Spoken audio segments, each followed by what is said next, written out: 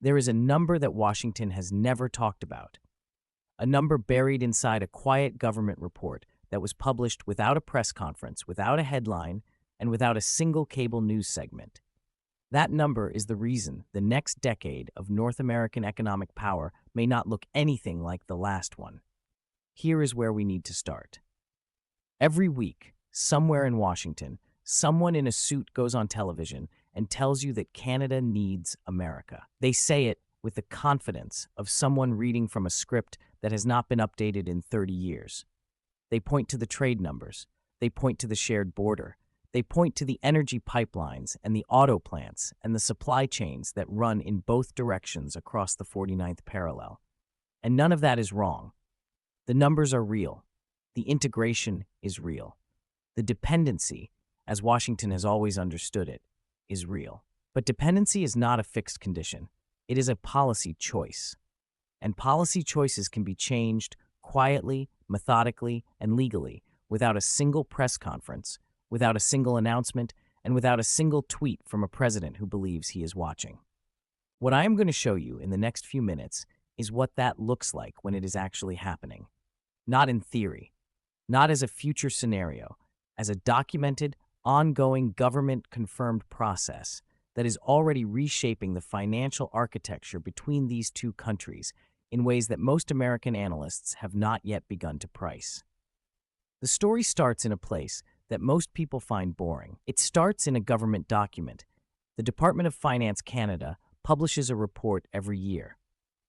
It is called the Report on the Management of Canada's Official International Reserves. It is not the kind of document that makes headlines. It does not come with a press conference. No prime minister stands in front of cameras to announce it. It lands quietly on a government website, usually around midsummer. And for most of the people who are paid to watch these things, it registers as routine paperwork. The 2024-2025 edition of that report was published this year. Total reserves, $126 billion US dollars, up from $118 billion the year before. A healthy number, a growing number, the kind of number that, in normal times, would tell you that Canada is a stable, well-managed, AAA-rated sovereign borrower doing exactly what it has always done. But read it more carefully, and something else starts to come into focus. Canada's reserve portfolio includes US dollar assets, Euro assets, British pound assets, and Japanese yen assets. The allocation between those currencies is managed actively.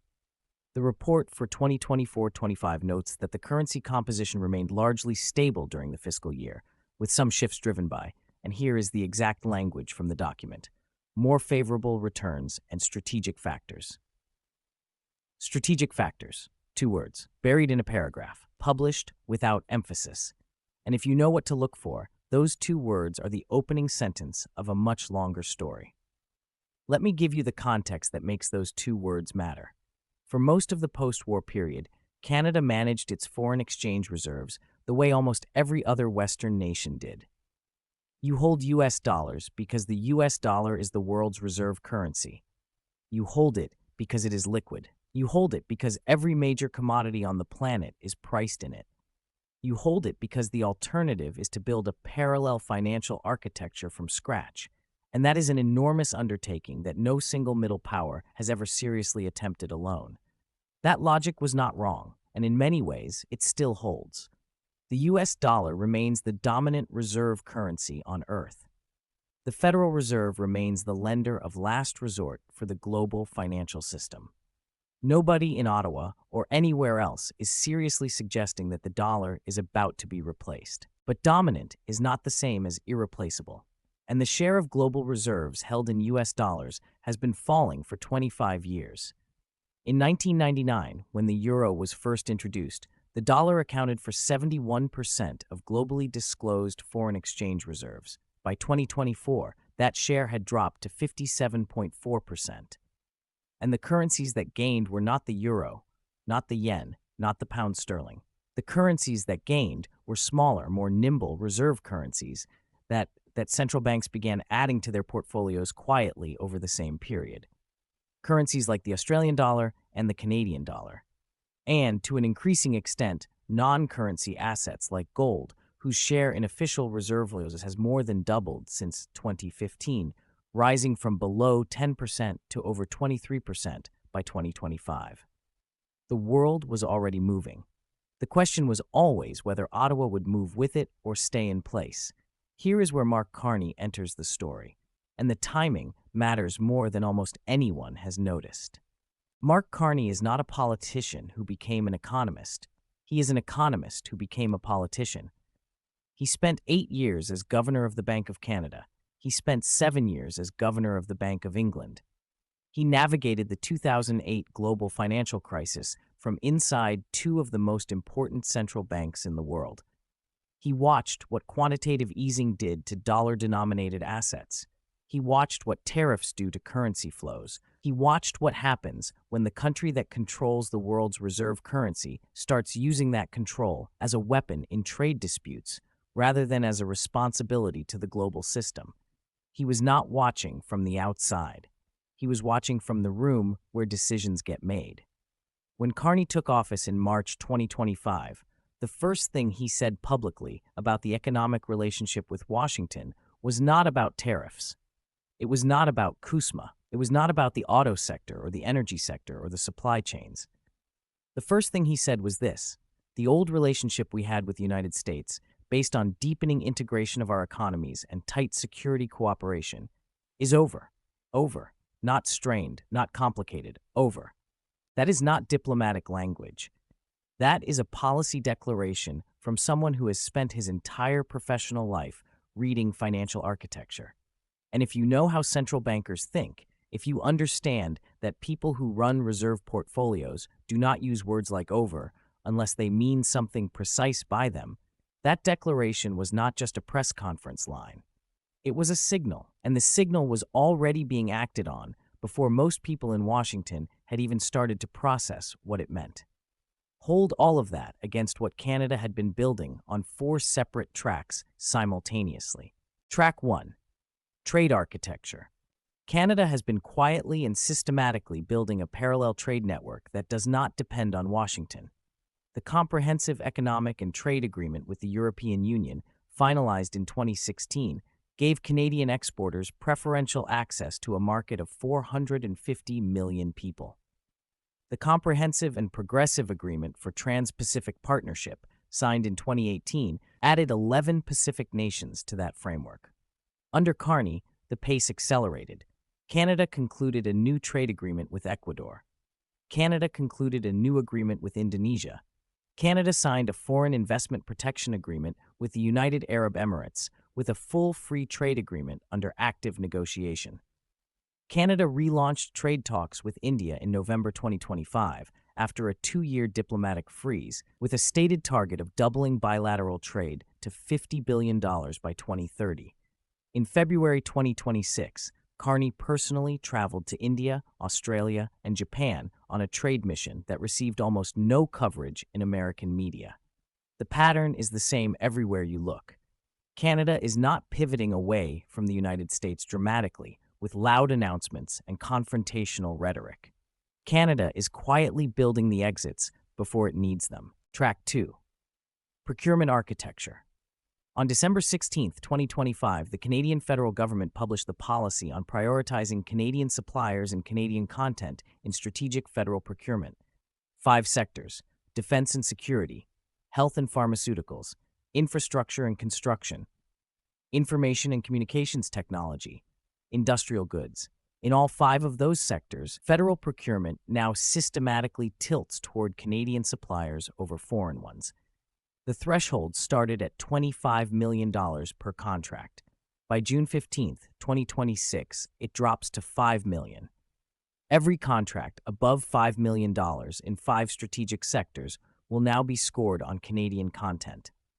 American companies competing for those contracts are, in the words of the reciprocal procurement policy published months earlier, subject to restriction if their home government's own procurement rules do not give Canadian companies equivalent access. And Washington's Buy American rules, combined with the accumulation of tariffs on Canadian goods over the past 2 years, have effectively disqualified American suppliers from claiming equivalent access. Ottawa did not need to explicitly remove America. America's own policies had done the removing. Canada simply signed it into law. Track 3. Currency and reserve diversification. This is the track that almost nobody is talking about. Canada's official reserves have been growing from $118 billion to $126 billion to $128 billion over the past 2 years.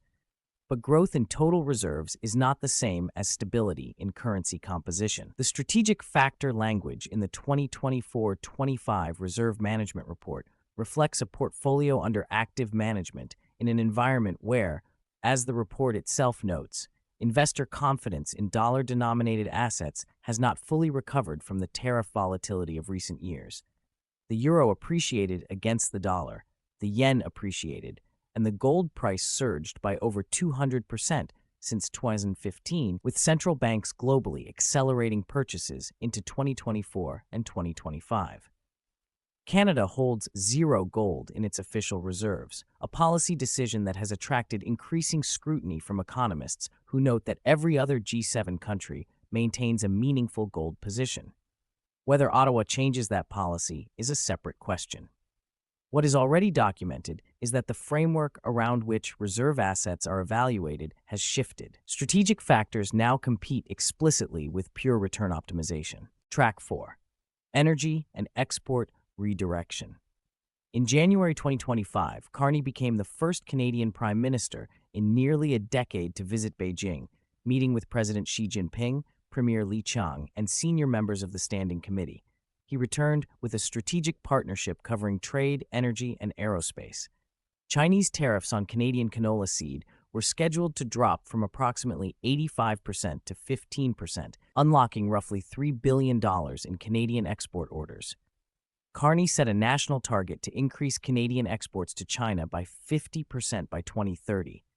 And 8 days before Donald Trump flew to Beijing with the Boeing chief executive in his delegation, the largest single order for a Canadian-built commercial aircraft in this country's history was signed in a Quebec hangar. 150 aircraft, firm, worth approximately $19 billion US.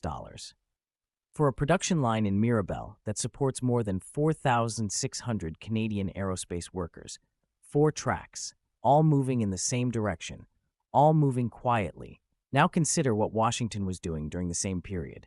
In October 2025, the president posted at midnight that all trade negotiations with Canada were hereby terminated. The post was in capital letters. He called Canada's behavior egregious. He said the talks were finished, done, over.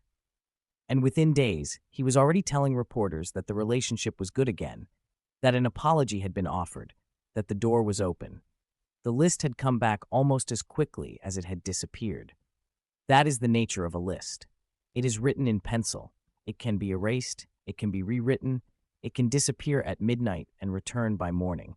It exists entirely in the political realm, dependent on the mood of the person who controls the pen. What Canada has been building is not a list. It is an architecture, and architectures do not erase. Here is where the two stories intersect in a way that should concern anyone watching the global financial map being redrawn in real time.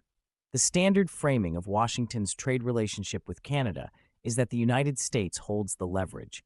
76% of Canadian merchandise exports go to the U.S. About 88% of Canada's energy exports go to the U.S. About 94% of Canadian motor vehicle exports go to the U.S. These numbers are real. Nobody in Ottawa is disputing them. The dependency is real, and the honest analysis has to acknowledge it. But here is what those numbers do not tell you. The dependency that Washington is counting on is the dependency that Canada has spent the last 2 years systematically working to reduce. The trade agreements with Europe and the Asia-Pacific did not exist a decade ago. The procurement policies did not exist 2 years ago. The reserve diversification framework did not have strategic factors language in it before the tariff era. The Beijing Partnership, the Quebec Aerospace Order, the Indonesia deal, the UAE Investment Agreement, the India trade talks, none of these existed in their current form before the tariffs arrived. The leverage that Washington believes it holds is real, but it is not permanent. And the gap between how permanent Washington thinks it is and how permanent it actually is, that gap is exactly where Canada has been doing its quietest and most consequential work. Let me put the numbers beside each other, the way they deserve to be put. The US dollar's share of globally disclosed foreign exchange reserves, 71% in 1999, 57.4% in 2024. A decline of nearly 14 percentage points over 25 years, the largest sustained retreat from dollar dominance in the post-war period. The share of global official reserve portfolios held in gold, under 10% in 2015, over 23% in 2025.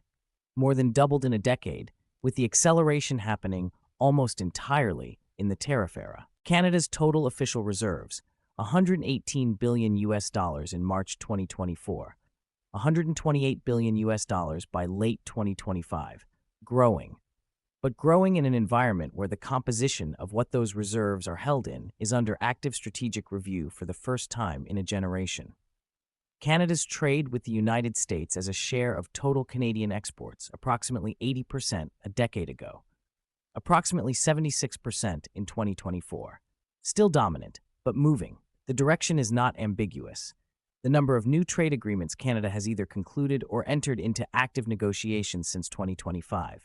Ecuador, Indonesia, UAE investment framework, India SEPA relaunch, expanded CPTPP engagement, deepened CETA implementation, Beijing strategic partnership, each one an alternative channel, each one a partial substitute for the volume that used to flow exclusively south. The value of the Mirabel Aerospace order signed 8 days before Trump's Beijing trip, $19 billion. Firm contract, assembly line running, first delivery scheduled for 2028, already at work. The value of Trump's Boeing commitment from Beijing, 200 aircraft, type unspecified at announcement, value undisclosed, contract status unclear, announced through a television interview. The math does not resolve into the story Washington wanted to tell about who holds the leverage. There is one more layer here that you need to understand, because it is the layer that makes everything else harder to reverse. When a central bank begins to diversify its reserve portfolio, the first reallocation is the hardest. You have to build the operational capacity to manage assets you have not held before. You have to build relationships with counterparties in new markets. You have to build the legal and administrative frameworks that govern how you buy, hold, and sell non-dollar assets. That first reallocation costs time and institutional investment. But once you have built it, the second reallocation is easier, and the third is easier still. And at some point, the infrastructure that you built to manage diversification becomes the infrastructure that enables it to accelerate. Reserve managers call this path dependence. The language is technical. The reality is simple. The first step is the hardest. After that, the direction tends to continue. The same dynamic applies to trade relationships. A supplier who has spent a year qualifying a European partner, opening a Canadian office, hiring Canadian workers, meeting the content requirements under the Buy Canadian procurement framework, does not simply walk away from that investment because a new tweet says negotiations are back on. The investment has already been made. The relationship has already been built. The qualification has already been earned. Walking back to the American supply chain now costs something real. It is not free. And the longer the current architecture stays in place, the more expensive the reversal becomes. This is what a former central banker understands that a real estate developer turned president does not. The leverage is not in the announcement. The leverage is in the architecture that the announcement builds or the architecture that it slowly dismantles. And for the past 2 years, the architecture that has been getting built in Ottawa and Quebec City and Toronto has not been pointed toward deeper American integration. It has been pointed toward strategic autonomy, not independence. Autonomy. There is a difference, and Carney uses the word deliberately. Independence means you can function entirely without the other party. Canada cannot do that yet, and the honest version of this story has to acknowledge it. The 76% export dependency is real. The integrated auto supply chain is real. The energy infrastructure that runs north to south across the continent is real. None of that unwinds overnight. But autonomy means you have enough alternative options, enough parallel architecture, enough redundant pathways that the other party cannot use your dependency as a weapon without cost to themselves. And on that measure, Canada today is in a fundamentally different position than Canada was in 2022. The architecture of alternatives is now visible. It is documented, it is government confirmed, and it is still being built. Here is the deeper point that this story is making. The standard framing of the Canada-US relationship is built on a number, 76%.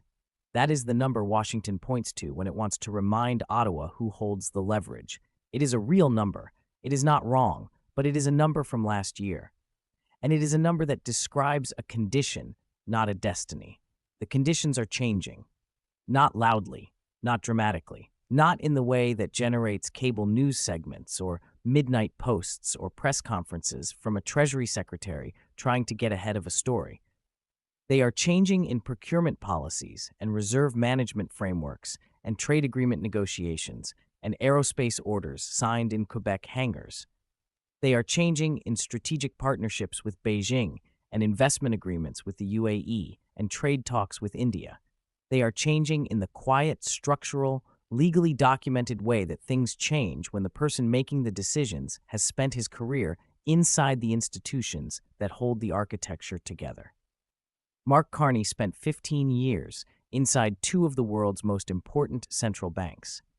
He watched what happened when countries let their financial architecture become too dependent on a single partner whose domestic politics made that partner unpredictable. He watched what happened when the leverage of the world's reserve currency began to be used as a trade weapon rather than a shared financial commons. He is not running Canada the way a politician runs a country. He is running it the way a central banker manages a portfolio. Quietly, structurally, with an eye on where the architecture will be in 5 years, not where the headlines will be tomorrow. And that is the contrast at the center of this story. One side controls the list, the other side controls the framework.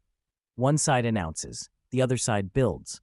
One side measures leverage in headlines, the other side measures it in contracts signed, supply chains redirected, reserve portfolios rebalanced, trade agreements concluded, and production lines running. The 49th parallel used to be the line that defined how much Canada needed America. It is quietly becoming the line that defines how much Canada has chosen to need America. And those are not the same thing. Canada has not stopped buying American dollars. Not entirely. Not yet. The numbers do not show that. The composition of the reserve portfolio has not been publicly disclosed in the granular detail that would let you see the precise shift. But the framework around which that portfolio is managed, the language of strategic factors, the active diversification of trade relationships on 4 simultaneous tracks, the procurement architecture that is redirecting federal contract flow away from American suppliers, the reserve growth in an environment of explicit dollar diversification pressure, all of it points in the same direction. Washington is reading the old map, the one that shows 76% dependency and assumes that number is permanent. The map Canada is drawing is different. It is quieter, it has more lines on it, and the lines are not all pointing south anymore. If this story is telling you something you have not heard elsewhere, share it. Drop your thoughts in the comments, I want to hear it. Like the video if you want more of this, and I will see you in the next one.